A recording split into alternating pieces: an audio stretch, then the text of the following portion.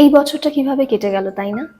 কারোর রিলেশনশিপ চললো না, কারোর বিয়ে টিকলো না, কারোর সেভিংস হলো না, তো কারোর প্রমোশন হলো না, অনেকের লক্ষ্য পূরণ হলো না, অনেকে হাল ছেড়ে দিল, গিভ আপ করে দিল। অনেকের অনেক আক্ষেপ এই বছরটা নিয়ে।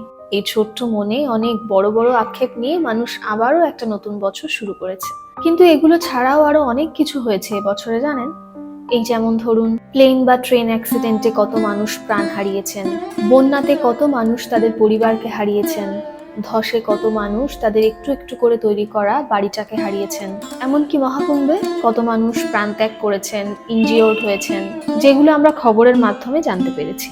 কিন্তু এগুলো ছাড়া আরো অনেক কিছু হয়েছে, জানেন, যেগুলোর কোনো খবরই হয়নি। এই যেমন ধরুন, কত মেয়েকে ধর্ষিতা হতে হয়েছে, যেগুলোর কোনো খবর হয়নি। গ্যাস সিলিন্ডার ব্লাস্ট করে বাড়ির অন্য কেউ নয়, গৃহবধূরই প্রাণ গেছে।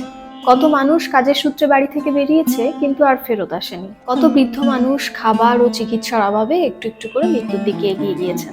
এই তো সেদিনই আমাদের এখানকার হসপিটালে শুনলাম, একটি বাড়ির বউকে প্রথমে বালিশ চাপা দেওয়া হয়েছে, তারপর যতটুকুন প্রাণ ছিল কিছু একটা পয়জন খাইয়ে দেওয়া হয়েছে, তারপর তাকে ঝুলিয়ে দেওয়া হয়েছে এটা প্রমাণ করার জন্য যে সে সুইসাইড করেছে। তো এরকম অনেক অনেক ঘটনা ঘটে যেগুলোর কোনো খবরই হয় না। তো এই বছরটা এমন অনেক কিছু হয়েছে। যদি সত্যিই আমাদের বছরটা ভালো না কাটতো বা সময়টা খারাপ যেত, তাহলে হয়তো আমরাও এই মানুষগুলোর মধ্যেই পড়তাম। মাথার ওপর ছাদ, বেঁচে থাকার জন্য খাবার, লজ্জা নিবারণের জন্য বস্ত্র, আর সুস্থ আর হ্যাপি একটা ফ্যামিলি থাকলে জীবনে খুব একটা আফসোস করবেন না। কারণ ঈশ্বর আমাদেরকে এগুলো দিয়েছেন, কিন্তু পৃথিবীতে এমন অনেক মানুষ আছেন যারা এগুলো থেকে বঞ্চিত।